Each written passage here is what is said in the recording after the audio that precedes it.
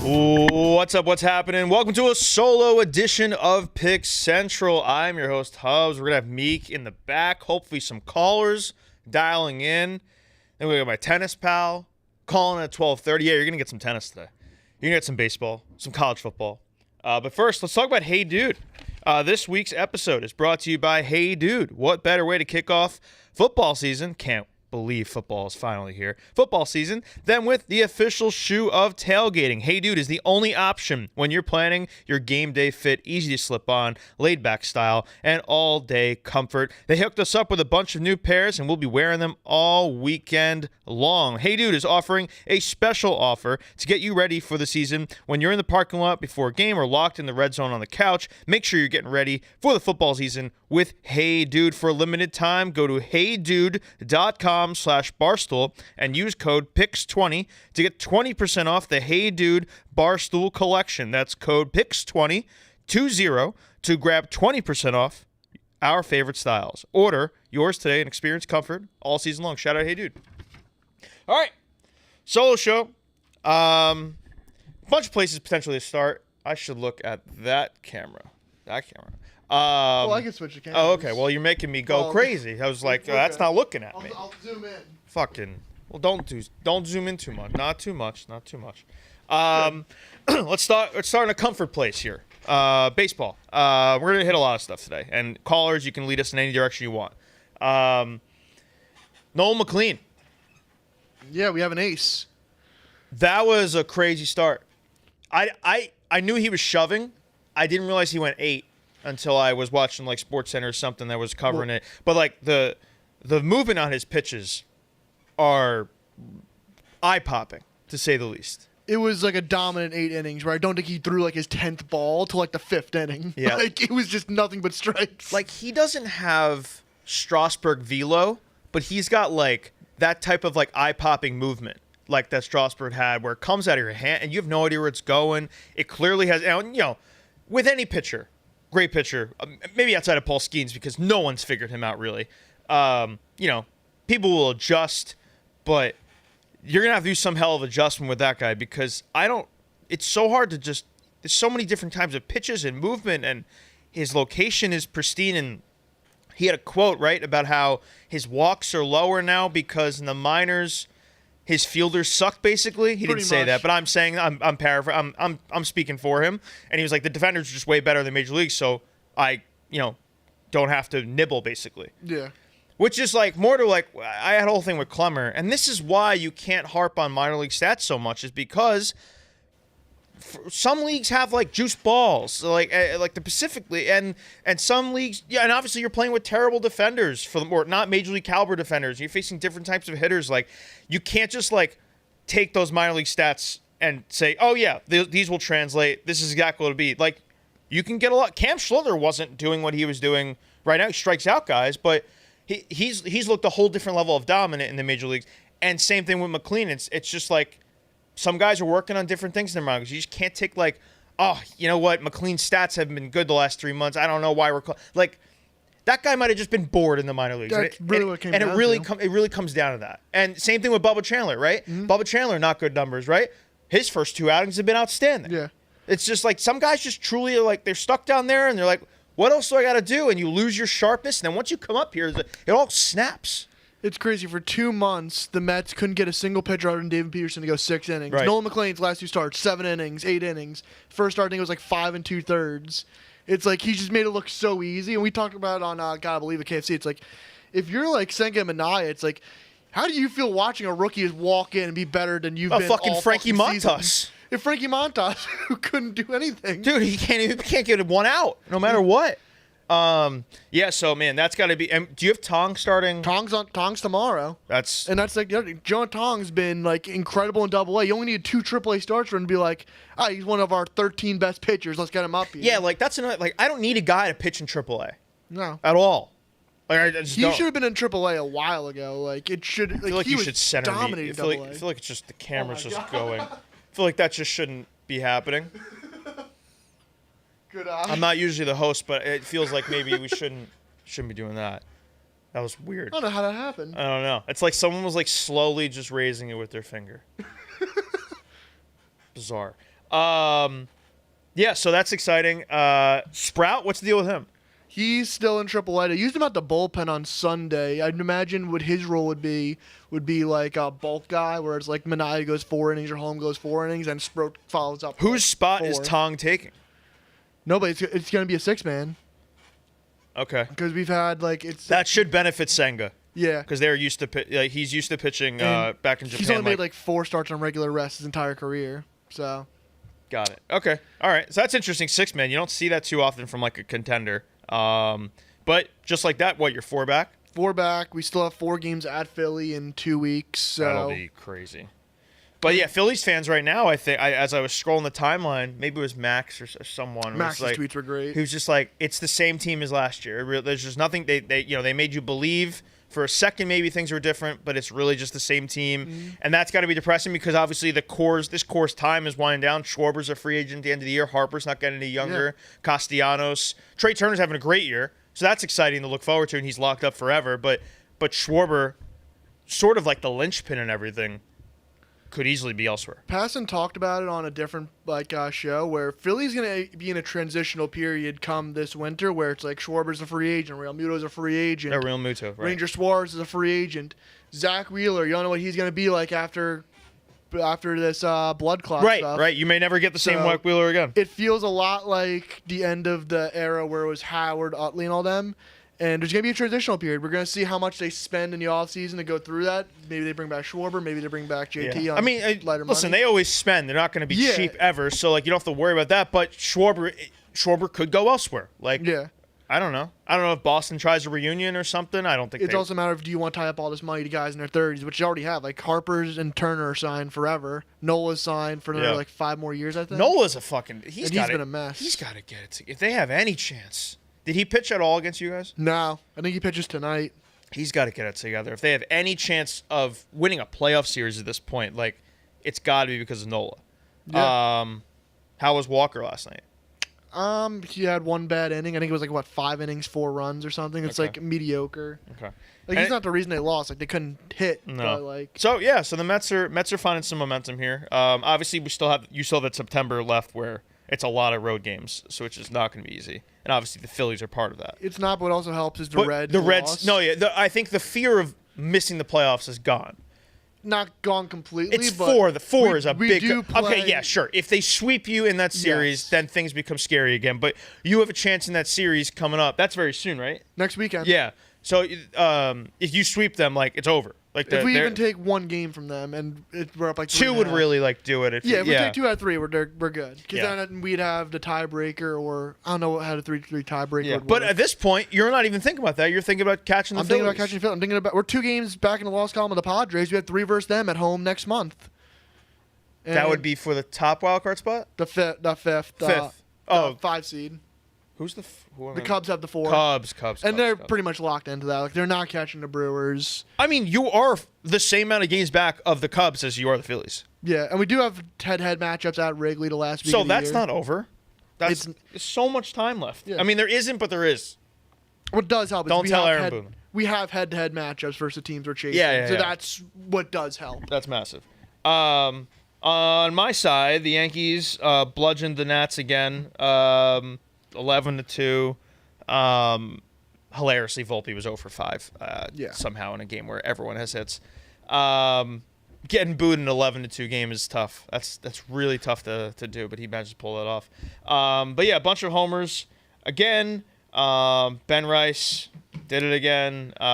Even Wells hit a homer. Judge, nice to see Judge actually drive ball deep center, obviously against the Nats, but this is what you got to do against the Nats, but it doesn't really.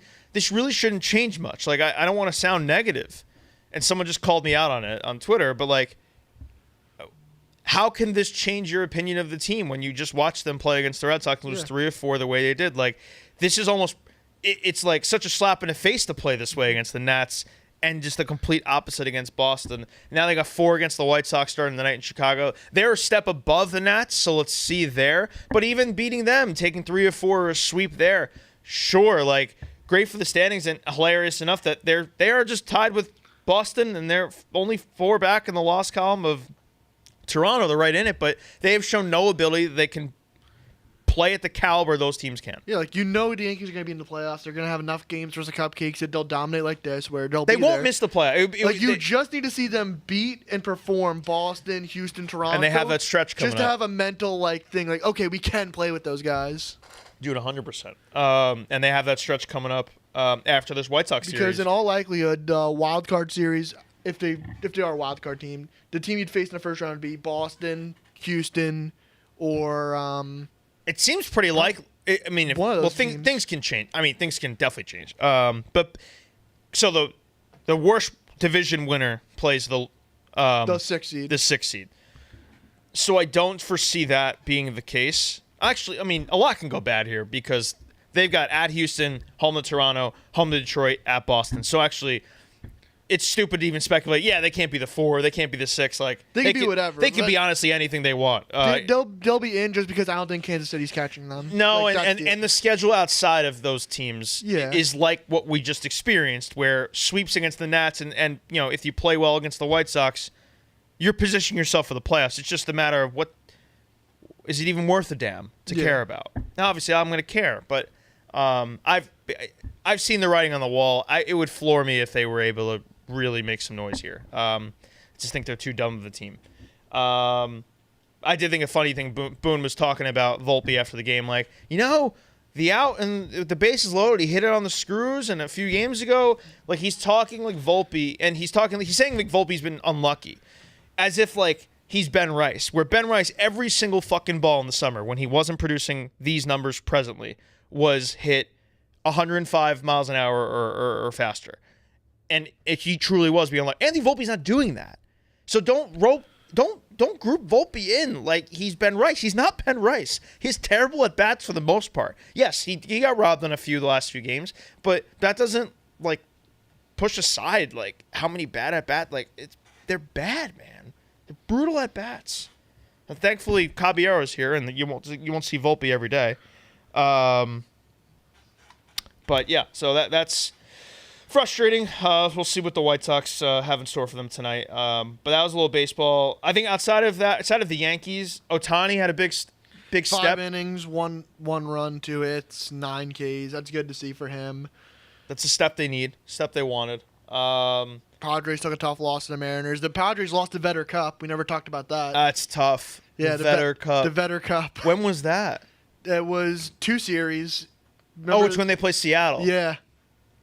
The Vetter Cup. Yeah, they had Cal Raleigh hold a giant guitar. So, congrats to Seattle on winning the Vetter Cup. That's tough. Other than that, the Red Sox beat the Orioles despite a ghastly error in the field between Duran and Rafaela. Like, they overcome that mistake. The Yankees don't. That's kind of just the difference there. Like Rafaela, makes up for it with the 2-run homer. Mm-hmm. And on that, McGill, big injury for the Brewers. He's down with the flexor strain. They don't know if he's going to be back. That's what Judge has, but it's way more serious when you're a pitcher. Oh yeah. So that's definitely knocking the Brewers down a little bit there. They do have depth in their bullpen, but like taking out your closers and. And I know they lost last night, but they got, let me pull up the stat line, 4 1/3 of 2-run ball from Eric Fetty as a bulk guy. Crazy. They just find ways to just get pitching. It doesn't make sense. Crazy. But that's all I'm kind of seeing in I guess just hilarious is for like a Yankee fan, Oswald Peraza gave up 8 runs last night. Yeah. Oswald Peraza, the infielder, who was playing third base for the Yankees regularly, gave a home run to Higashioka. So that's just going to warp your brain a little bit. The Angels didn't sell at the deadline. They believed that they had a competitive baseball team. They added. And here they are on August 28th in last place behind Yays. So they've lost 7 of 8 series since the trade deadline. Dude, so bad. So bad teams stay bad. Bad teams stay bad. I'm going to switch gears to tennis. If you want to call in and talk baseball, we can always go back to that. But a pretty viral thing happened in tennis yesterday. I actually caught it live. I had Townsend on my card. I won. It's fantastic. Taylor Townsend, probably one of the more likable people on the tour, women or men. She's playing in the singles tournament. She's the number 1 doubles player in the world. But she's a pretty formidable singles player too, especially like early in tournaments here. She's not going to probably win a slam ever, but she can, pull off a good performance. And she's playing Helena Ostapenko, who is an absolute nut job in every way, whether it's the outfit she wears, who she's complaining about, what she's screaming about, her facial expressions, all over the place. She's from Latvia. So Townsend wipes the floor with her. She wins, I think it was 7-5, 6-1. Absolute bloodbath in the second set. And as the two go to shake hands, as you do at the middle of the net after a match, Ostapenko says something to Townsend, which catches her attention as they're walking to their chairs. And then Townsend, not going to take that, goes back at her. They go back and forth, and it's an extended, heated conversation. That's like kind of the closest you'll get in tennis to like a brawl. I don't think it's very rarely you're ever going to see like physical confrontation. It's not going to happen. But this is between two women, especially. And the mics end up catching it, and then Townsend afterwards basically just reveals to everybody that she said, she told me I have no class, no education, and to see what happens when we get outside of the U.S., I'm looking forward to it. What? That comes out of nowhere. She has no class, no education. How are you saying that to Taylor Townsend? Ostapenko then takes to Instagram and writes this whole spiel about how she didn't mean anything racist by it, and I don't really think she did either. I think Europeans they say no education as if like, not that you didn't get an education, but more like you don't know the rules of the etiquette of tennis. And essentially what she's saying happened was a ball that Townsend hit, clipped the net, went on the other side. In tennis, an unwritten rule is you kind of you put your hand up and you're like, my bad, sorry, even though like you didn't mean to do that, and it's just luck. Like, luck's part of every sport. You shouldn't need to apologize for it. It's one of the sillier unwritten rules in sports. And I guess Ostapenko was mad that Townsend did not put the hand up, and she was disrespected by that. And that's fine in the moment to not get disrespected, to feel disrespected by that, because typically everyone does that. But to like pour it over after the match and take to Instagram, it's like, how do you not just like take a step back and be like, what am I doing here? So that was ridiculous, and it became a whole thing, and Townsend was very right, and Ostapenko's very wrong. And it kind of made me think something we could pass some time here with, me and Phil, is talk about like some of the sillier unwritten rules in all of sports. And I would put the hand up, feeling you feel obligated to apologize for winning a point like that in tennis. It's silly. I would put that right up there. And it's even more silly to feel disrespected and feel the need to confront someone the way that Ostapenko did. So I think that was dumb. So I would put that right near the top. I think another one would be, my mind immediately goes to Jace Tingler, where there was the Grand Slam a few years ago, and what was it? Padres and Rangers? Where Chris Woodward? 2020. Chris Woodward. I forget who hit the Grand Slam. Do you remember? Tatis. It was Tatis. Okay. So anyway, Chase Tingler was the manager of the Padres, Woodward were the Rangers, and it's a position player pitching, or not even, right? It was just normal pitcher? Yeah. Normal pitcher. And the bases were loaded, and the guy hit a Grand Slam, and that caused an uproar, and Jace Tingler didn't even take his guy's side. Jace Tingler eventually was just fired because that's just not what a manager should be doing. You got to take your guy's side, and it was ridiculous, and Woodward was wrong, and now both guys are out of a job. And not in managerial spots anymore, and never will be again. But like something like that, where like I always don't really understand like the outcry of running up a score.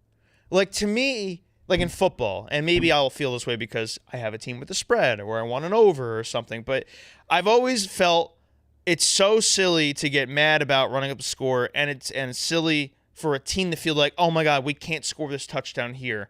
And obviously, like, okay, maybe don't run a trick play, but if, like, I don't know, if you're moving your offense down the field and you score, like, there shouldn't be, like, the horror in that. I'm not saying, like, when the game calls to knee out the ball, that's fine. You knee out the ball. Like this is in Madden. But just in the middle of, like, the fourth quarter or something like that, like, I don't know, man, run your offense if you want. It's almost more disrespectful. I would feel disrespected as the coach of a losing team if a team, like, kind of pulled it back. And they felt like, oh no, like, this team is so bad, like let's just call off the dogs. Like, no, like fucking go at me. Mm-hmm. Like, I don't know. That's how I always feel running up a score. But that's an unwritten rule, obviously. Is there anything coming on in basketball? I'm not sure, but we have a guy on the line, Zach. He wants to talk about college football. Zach wants to talk college football. Yeah. Okay, so keep the thought in your head. One second, Zach. Keep the thought in your head, Phil. Start to think about unwritten rules. We'll come back to that. What's up, Zach?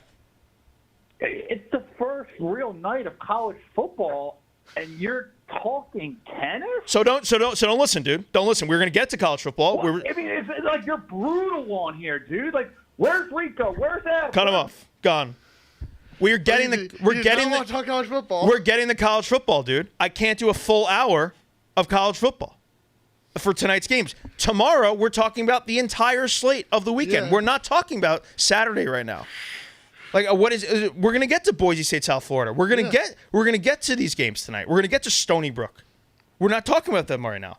Sorry. Don't fucking call in there. Don't listen. Not my problem. It's my show. There's no one else here. These guys are not here today. I am doing the show by myself with Phil. You want to do a show by yourself? Guess what? I won't listen. Unwritten rules. Anything else? Unwritten rules. We're going to get to it, dude. We're going to get to college football. We're going to. I promise. I love college rules football. Is like, remember Monmouth when the layup and well, I guess the same thing. The same thing goes for that. It's calling off the dogs there, running up the score. What, Phil? No, nothing. The call? The call. I was like, he wants to talk college football, and he just comes in like burn 102, like crazy. If he wants to talk college football, and we're going to talk about it in like 15 minutes, no problem. Yeah. And he can call in and give his take, but I like. We'll have the DK lines pulled up. It's not. Listen, dude, I'm going to be locked into college football tonight. You want to talk about Wyoming? Like, I can't do an hour on Wyoming Akron. I just can't do it. So, bear with me here. If that's the game tonight. Yeah, that is the game tonight. Rutgers, Ohio. We talked about that a little yesterday, too. Yeah. But, yeah, so I thought that was silly. And then, so we have college football tonight. Very excited for it. There's day baseball still. We've got U.S. Open tennis. That guy doesn't want to talk about fucking tennis, of course. But guess what? I don't want to ever see that person or have a conversation with them in my life. If I avoid them, then I consider my life a success. I don't want to talk to that guy or see him ever again. Actually, I'll talk to him. I don't want to see him. Unwritten rules. Anything else that comes to mind? Other than, it's like something so silly. This stupid shit. Well, there was one thing today I saw. Hold up, I'll pull it up. Where it was an unwritten rule where if you waive a guy that's injured in the NFL, you don't, claim him because teams want to stash guys on IR. Whereas the Eagles picked one up from someone. Okay, that's more like clerical work. Yeah. I was thinking more end game, but that is something. You about to pull it up? Oh. Yeah. In the NFL's, there's a certain unwritten rule that teams don't claim waived injured players as a courtesy to the original team and stash them on IR without losing them. 31 teams respected that with Rams OL Willie Lampkin. The Eagles, Howie Roseman, broke tradition and claimed him. Interesting. And I just don't see a real issue with that. It's like, don't release the guy. Yeah, what? That did make me think. I did see something. This will fucking tickle Zach's balls. I saw Dion and Nick Saban were talking about kind of the future of college football and how you can further incentivize these guys. And I feel like you shouldn't need to incentivize guys with an NIL, but something along the lines of bonuses for making the playoff and bonuses for winning games. Which I think is sure. You want to add more money to this, and there's definitely more money to be added by these schools. But something along the lines of incentivizing players further with bonuses, and that gets more to hey, we're just pros at this point, because that's just in professional contracts. You get all sorts of bonuses. Juan Soto has all these bonuses in his contract, and you get MVP bonuses and Pro Bowl bonuses and all that. So. I'd imagine we're not far away from that, if not already. It would kind of shock me if, I guess maybe we're just in such the basic contract negotiations with NILs at this point that maybe once we get bidding wars for top players, that'll come into play. Hey, dude, they're not offering this. This team is. Don't bunt to break up a perfect game or no hitter. Oh, that's one. That one's fair. When do you do that though? So I actually thought that was going to happen with Schlittler. When he had his perfect game against the Rays, and what's his name came up? Simpson. Mm-hmm. And I thought he was going to bunt because he was leading off the seventh. But he didn't. He just grounded out, I think. or no, maybe he got the hit. He might have actually been the guy that got the hit. If it's like 3-0 or like 4-0, that's get a base runner. It's a no game. fair, and it was a 2-0 game. So I was like, damn, I think Simpson's gonna do this, and if he bunts and he gets it down, he's safe. Yeah. Right. If it's 7-0, then it's like, oh, you're just an asshole. Yeah. And then the bench is clear, and then there's a fight. Yeah. That's a fair one. That it just depends on game situation there. Oh, here it is. Yeah. So Dion pitches bonus for players in college football playoff, and it's with Saban, and it's just another way to get these guys more in line. He also says the game has gotten out of control, all the money, all the unpredictability, which is for sure fair. NIL, I don't know if they could ever put the cat back in the bag at this point. But they're just talking ways to like get everyone on the same page, and it kind of like those types of bonuses align a lot of players. So I agree with that. I think it's a fair wrinkle that they can add to NIL. I wonder how much like these coaches actually care about the hysteria that is on NIL. Like they care to fix it. Yeah. Because I don't know, everyone's pockets are so loaded with money these days. Like the fans almost care about more the NIL of like, what's our roster going to look like? What's their roster look like? I wonder how much. I guess coaches feel the same way because it's maybe like lower tier coaches. They're just getting their players stolen from them by what's Texas A&M's payroll this year is like $20 million for their roster. Yeah. That is insane. But that's just like the new state of college football. Yeah, the college football teams are going to spend more on their roster than like the Marlins will at some point. Like it's just what it is. Yeah. So you're going to be Dave said you're going to be part of like his crew for like maybe like the Fox show or something. Are you going to get more into college football now? Yeah. Yeah. Easily. You're obviously always big in NFL, but I feel like you weren't a big college football guy. I don't have a team other than just, root for Michigan. Are you because going to it pick makes a team? Dave happy. But are you just going to pick it? Are you going to just be Michigan? Or? I'll just root for Michigan. It makes Dave happy, makes our company money. I think that's an easy fix, easy solution. So it's a very, very fun day of like Saturday is going to be a blast. Like I can't wait and obviously we start with Texas and Ohio State.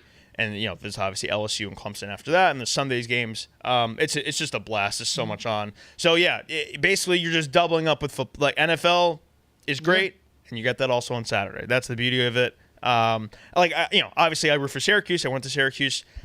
They had a nice year last year. They won their bowl game. That was cool. But they're never a power. So it's kind of just fun to just like watch the chaos unfold and not really have any dogs in the fight besides the team you gamble on, and just like fuck Notre Dame because. Fuck Notre Dame. So yeah, we hit 12:30. Do we have any calls at the moment? Just John from Jersey wants to talk college football. John from Jersey, let's go. And now I'll open the floor. Now you can talk. Now that we got through the first half hour, let's get into college football. Sure. What's up, John? I was going to defend you on that Zach guy just being a humongous baby about you talking tennis, but you had to throw Notre Dame under the bus. Oh, you really just stepped on my balls. Let me say this, John. Let me say this. That's more. I actually really like Marcus Freeman. It's more of the Brian Kelly era. Oh, I've been a Notre Dame fan since I was 3 feet tall. Brian Kelly was an angry drunk. Yeah, so that's more of that's more of the Notre Dame. I just everywhere he goes. Like I even used to like I like LSU. I can't stand LSU now because of him. So it's more because of that. Marcus Freeman's cool. Obviously that team is just a perennial contender at this point. I'm much less inclined to hate Notre Dame now than previously. So if I could soften the hate there. It was the same thing with Charlie Weiss. Like Charlie Weiss was just a fat idiot. I didn't like Charlie Weiss either. Didn't like him either. That actually might have been the introduction of Notre Dame to me in terms of like really caring about college football, and I was just like, fuck Charlie Weiss. I don't want to root for this guy. Was it when he said 9-3 wasn't good enough, and yet they proceeded to not do better than that for the rest of his tenure? I could sense that he's hurt you in many ways. Well, he's a fat prick and has been drinking Double Spring Lakers on Notre Dame and Kansas's dime for the last 5 years. That's anyway, great. I called in a bunch last year for college football picks. I'm going to continue at least on the Wednesday times or whenever you guys are doing calls. Love it. For games. San Diego State I forget what the number was. They're playing Stony Brook. They should win by 30. So And if they I don't kind do of that, like then it's a Stony Brook waste of time. because that's such a low line. I thought that too, because I also thought that about Army versus Tarleton State. Yeah, fair. Because Army's 14.5. I get they lost Bryson Daly, but that's another one. I'm like, no. But then Tarleton- it's also like Army's weird. Tarleton's what? That's a upper echelon FCS.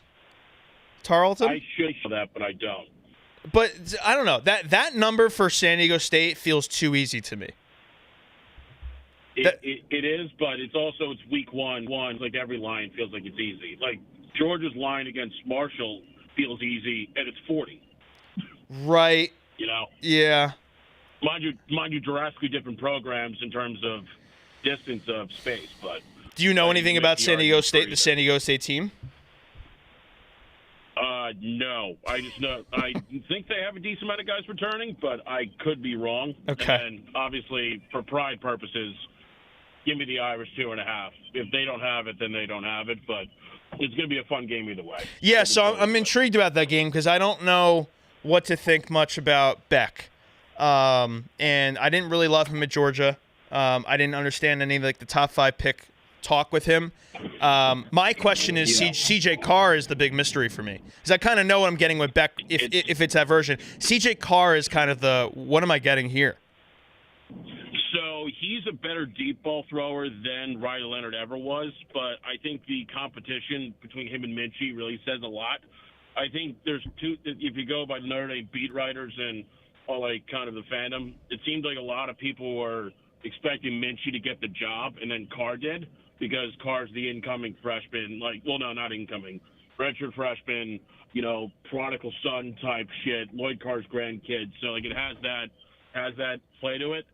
I feel like there's going to be a lot of growing pains with him. Yeah. But if it's Miami's defense, that's the start, which they weren't good last year at all. So we'll see. I think it's those are the two biggest question marks for each team. Yeah. Personally. It helps that Jeremiah Love is on CJ Carr's team and he can shoulder the load and be the guy. And obviously they're going to have a very good defense and they're going to win the coaching battle for sure because I'm not sure you can find a more lopsided than Cristobal and Marcus Freeman. No, honestly, that whole running back room's good. Yeah. Price, Payne,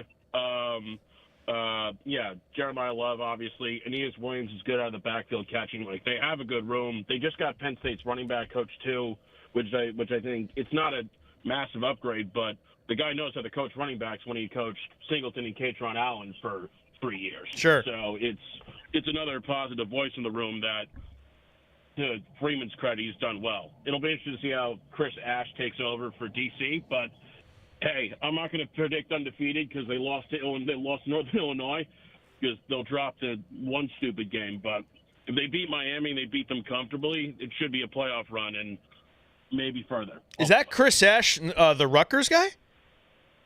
Sure is. Wow. I didn't realize he landed in Notre Dame. Huh. Well, to be fair, everyone gave the hairy eyebrow to it because it was the same thing as when Al Golden came in. Right. They looked at him like the guy with a short sleeve dress shirt and the tie from Yeah. Miami. Yeah. What the? But then now what the he's hell? he went to the Bengals, right? Yeah, I mean he's done a fantastic job with the defense. It's just tough to always keep track of the musical chairs of football. Oh, you're telling me. I'm just happy I remember that it was Chris Ash. Mostly because I'm a Jersey guy and he went to Rutgers. Yeah. That's how I remember. Yeah, so I was inclined to take Miami in the game because of the low number, but part of me is like, man, I'd just rather have a Marcus Freeman-led team than Cristobal, and I feel like he always shits the bed in these games, and I don't really like Beck to start, so you're kind of swaying me a little bit. Hey, man, if as much as I can, for all I know, everyone's taking Notre Dame, and I'm the sucker. But yeah. We'll find out the hard way on Sunday night. That's fair enough. Hey, thank you for the call, man. I appreciate you. Thanks, man. Godspeed. Godspeed. We have Will that wants to talk tennis. Will, this is gonna kill Zach. We'll do 5 minutes with Will. Will's a good guy. Hey, What's up, Will? Hey, thanks for having me on to talk some tennis. You know, the U.S. Open's been killer this year. No problem. I think Zach is having a mental breakdown listening to this. But yeah, no, good to have you on. You were at the U.S. Open the other day. I'm going to go tomorrow. Can't wait to go tomorrow. So basically, do you have some futures picks? Do you like any quarters? Make some guys who don't like tennis in the next few minutes here and maybe make some money with them. I love that idea. So this match is actually just about to start. This is my favorite. I think I just started as we're speaking. You have started slow. You have been bad this tournament to start. We'll lay it all on. I have. But to be honest, Grand Slams, you know, the first round, that's when I try to take it light and like learn on the players that we haven't seen for a while. Yeah. Gather data to really start going harder in the later rounds after we've seen these guys play a couple of matches. Mm-hmm. But right now, I'm on the over for Karen Khachanov versus Kamil Mahajcek. Yeah. They literally just started. I took the let me see the exact games here. High 30s. But I love that over. Yeah, it's 36.5. Yeah. I love that because Karen is incredibly solid on serve. Mahajcek, he's a underrated talent because he was actually suspended for like a year there, so his ranking dropped, so he's much higher than what his ranking is here. So I really think he can push Karen to a close 4 sets. That's all you really need to hit this total. Mahajcek, he's like a big hitter on both wings, so I do like that. And then another kind of pick that we were talking the other day about the trappy lines where you're kind of kicking yourself you didn't take Mahach over the Wonder Kid Fonseca. Same kind of reasoning here with Munar money line. Mm-hmm. He plays a little bit later against Diallo. Diallo 2-0 against Munar. He beat him last year at the U.S. Open. He's 6'8", big serving Canadian. Yep. It's a little weird that this is like a pick-em line and has actually shifted towards Munar. Just tennis-wise, I think obviously it depends a lot how Diallo serves because he can just go serve bot. Mm-hmm. But if those serves aren't flying, if he's giving Munar a lot of second serve points, in those points that get to the extended rallies, that's where I kind of favor Munar's like grit, movement in those longer exchanges. So I do like taking a chance on his money line as well. Mm-hmm. Yeah, I like Munar as well. It was part of my card when I tweeted out earlier. I hate Munar in general. He's one of my least favorite players to watch and bet on because he just doesn't have pop to him, and he's little, and he just kind of gets bullied sometimes. I think Jerry took him to the cleaners at Wimbledon, if I remember correctly, something like that. But I do have him today for the exact same reasons. Something has to give there. He doesn't have the head-to-head. He doesn't have the skills really to hang with Diallo, what we've seen. How is he a favorite? So that's more why I'm on Munar. Yeah, I agree. And there's no like crazy results either that like scream that Munar is in crazy form and Diallo is in terrible form here. So that line is just like a little sketchy to me. Yeah. And then another match I like, and what you said before, the part of the quarters, I really like Flavio Caboli's section of the draw. Now that Draper's retired, it kind of really opens up for him to make like potentially a quarterfinal here. So he plays Brooksby today. Later he would, I think with Draper out, he might get the winner of Diallo or Munar later on. So I kind of like Brooksby today. It was part of my card. It's just I don't like that. All right, I think he's a guy who can kind of grind. I don't know. I like Ben Brooksby because he grinds guys out so hard and but he just extends rallies so well and can be such a headache to play. I think it's a good low number. It's a good respectable low number for him because I thought it would be a much higher line. Thought this would be 250 or higher. So this being in the 170s is a little scary, I think, for Kobali, but we'll see. Okay, so sorry, go. Oh yeah, I do agree with that logic a little bit. The line was a little weird. It's kind of begging you to take Caboli there. Yeah. But, I mean, Brooksby, he also has the ugliest tennis of all time. It's so bad. And his style is so unorthodox. Like he hits a slice with 2 hands. He's got the craziest technique ever. So him being so unique does trouble a lot of guys on tour, especially if he plays a big hitter who's relying on his serve. He can kind of make it junk tennis and really annoy these guys. But Caboli, he's kind of anti that, where I think he's so solid from both wings in his movement. In these longer rallies, I trust Caboli to kind of handle that.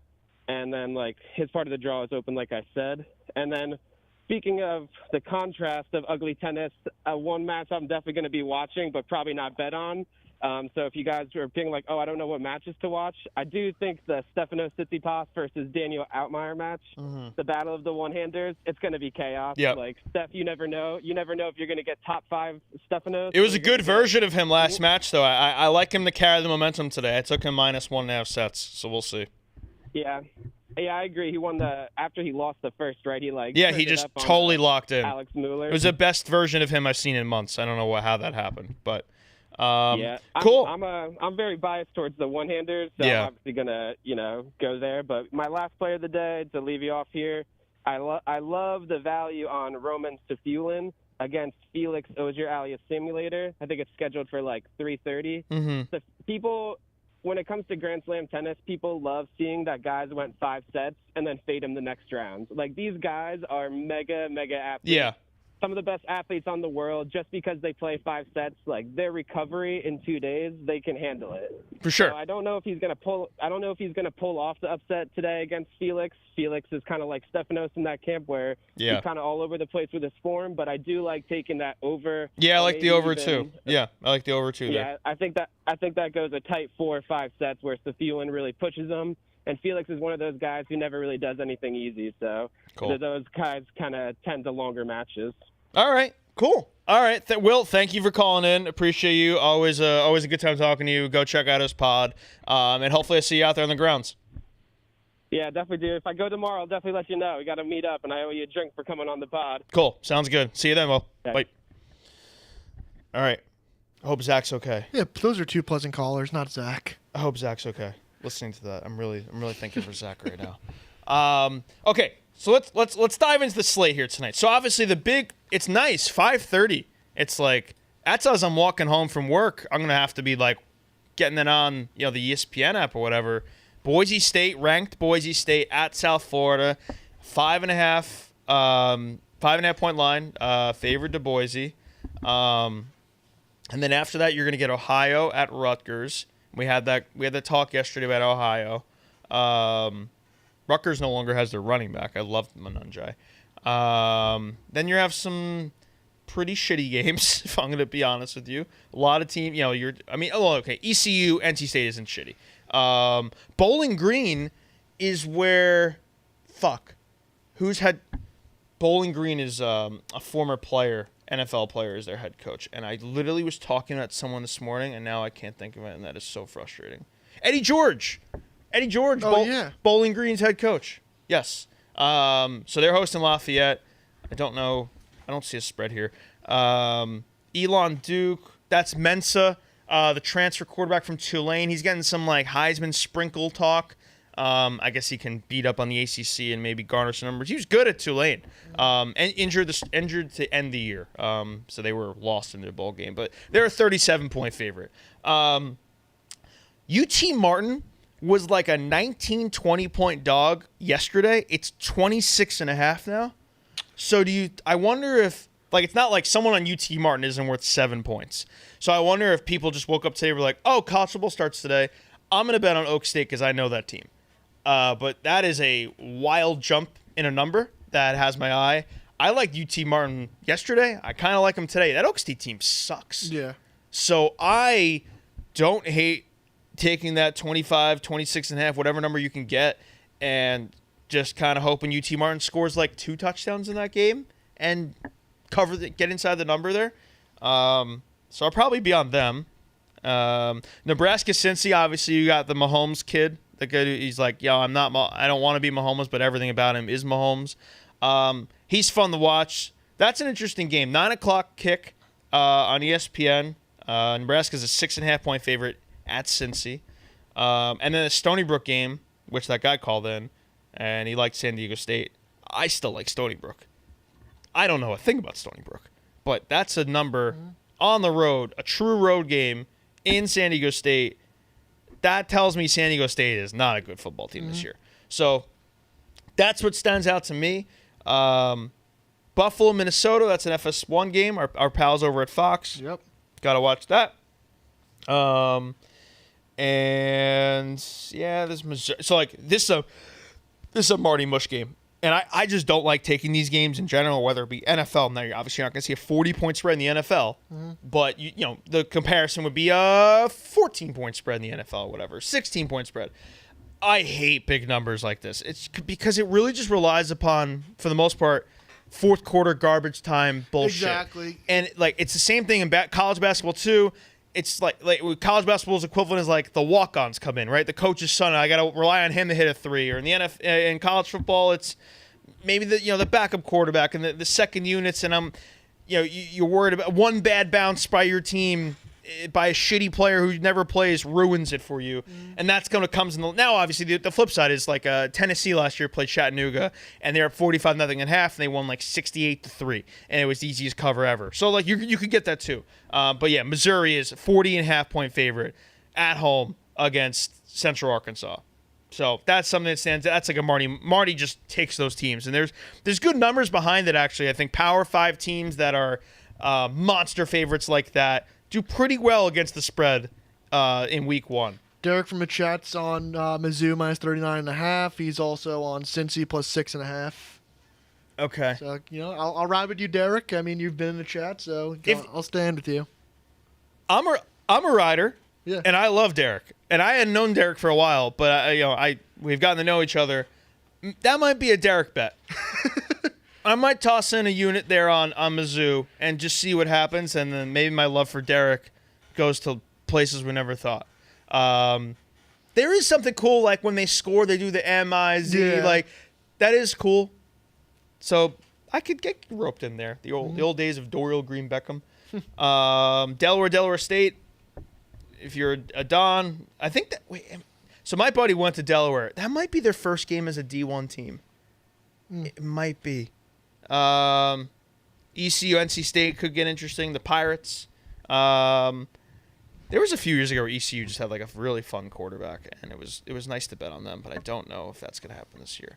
I would love to know more about this Boise, South Florida game. If you're going to call in the next 12 minutes, you've got to take on this Boise, South Florida game. You want to steer me in one direction or the other.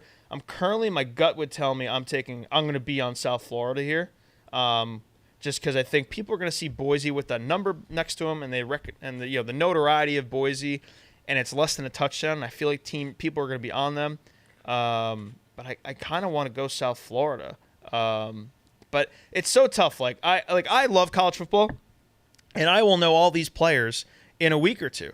But week 1, I'd be lying to you if I told you I knew anything about South Florida, and that's obviously why we have Big Ev and we have Rico, and you're gonna get that tomorrow when we dive into this true Saturday monster slate. You're gonna get that. But right now, like obviously, I don't know who South Florida is. Like I don't know anyone on these teams, so I can just read numbers and I can kind of tell you where I think the public's gonna lie in Clemmer. Basically, you just don't want to be on Clemmer's side.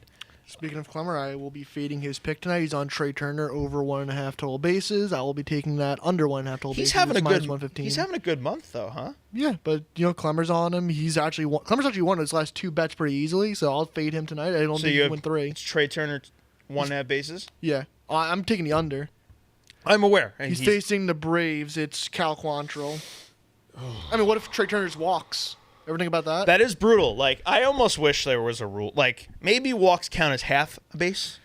It's the most infuriating thing. I'd rather actually a guy get out than walk. Exactly. It's like, swing the bat. Give me a chance there. Like, maybe not strike out, but, like, put the ball in play rather than walk. It's horrible. I feel the lines would be so much, like, more adjusted if walks count as a total base. Like, he's like, oh, wow, plus money, and it's... Have you ever bet on a guy to walk? No. Did it the first time during the Little League game, Mets Mariners. Yeah. I took Cal Raleigh to walk. It was like a bit juiced, but I was like, I just got a feeling they're going to pitch around in the night. I think it was Clay Holmes pitching too. Yeah. And his first at bat, it's a 3-1 count, and Raleigh fouls up 4 pitches. They were all balls, and it was infuriating. So I'm never doing that again. I was considering, what's Juan Soto's odds to walk tonight? Just take a guess. 185. 240. Oh my God. I think Raleigh was 150.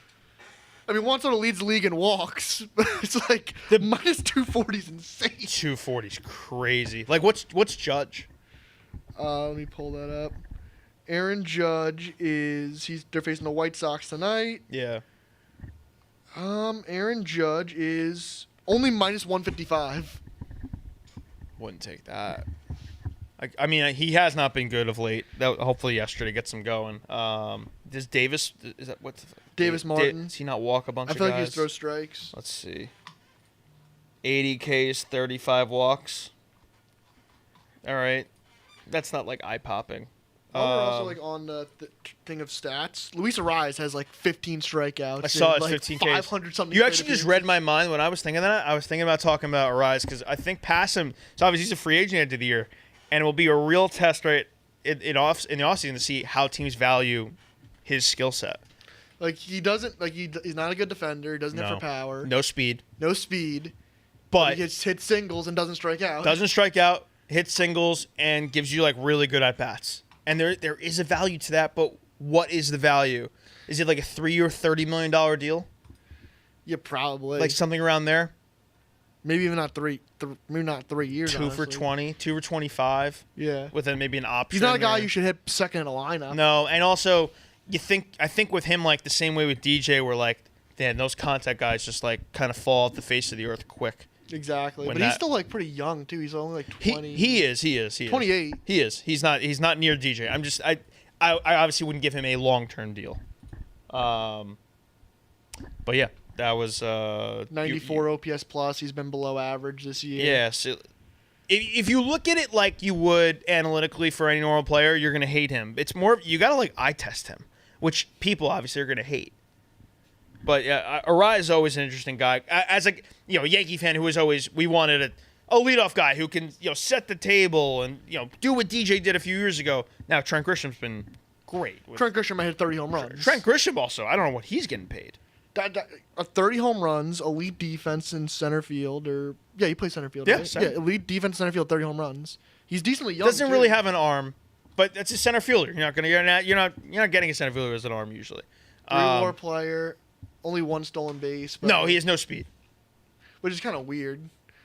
But man, like whatever swing change he made for us, and it's not all a product of Yankee Stadium. Like he's just hitting bombs. And he just What's he up to now? 26. 26 homers, and he just didn't play last year. Like, No, almost at all. Like they 2-1 play. Well, that's the thing. It's like Boone chose Verdugo over him. It just doesn't make sense. They just had him rotting all season, and then you're gonna get 30 home runs probably from a guy that plays really good center field. Like that's not.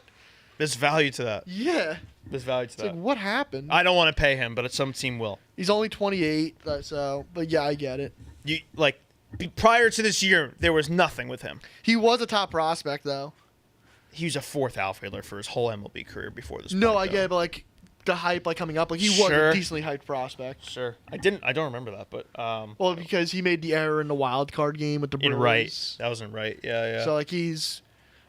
Then he got his redemption with the Padres in the playoffs in 22. Yeah. Like he's a good player. So if I'm going through my card tonight, I will lead with my tennis card, which is not off to a good start for like the third straight day, but we somehow just battle in the second half. Yesterday I hit a plus 425. I have the over in this Walton-Wong match. We really need Walton to win a set here. Over 39.5 at minus 120. Brooksby plus 135. Sorry, Will, fading you there. Rydell plus 150. Munar minus 125. I fear that's becoming too trendy, but I'm riding with it. Tsitsipas minus 1.5 sets, minus 165. Gulubic plus 110. They already lost. Kirstia plus 100, even money. Christian plus 125. Perry minus 135. And Maya Joint to win a set tonight against Amanda Animisova, minus 120. It wouldn't shock me, honestly, if Maya Joint wins that match. And then on college football, since we got no one to tell me to take Boise State, I'm going South Florida, plus 5.5 at the moment. I will also be on Mizzou. I'm going to ride with Derek. We're going to take Mizzou minus 30.5. I'm going to be on Stony Brook, plus 19.5. Sorry to that caller. And UT Martin. What made this line jump 6 points? Oak State didn't just go get a player, and UT Martin has no player that's going to make a line move 6 points. So I think people just bet Oak State today just because of the name. So UT Martin plus 26. And that will round out my card of like 10-ish people. And you said you're on Trey Turner? I'm fading Clemmer. Fading Clemmer. Clemmer was on the over, 1.5 total bases. And you are on Under. Both lines are Yeah. minus 115. So, you know what? Pick the side. Me or Clemmer. Okay. But yeah, nice to have some college football tonight. U.S. Open, baseball during the day. The Sox are about to start against the O's, 1 o'clock. The weather's beautiful. Go enjoy it. You're yourself a high noon. Enjoy the weekend. Enjoy the weekend of football. It's going to be great. But yeah, you will hear from us tomorrow. We're going to break down the whole slate. Saturday, Sunday. It's going to be fantastic. See you then.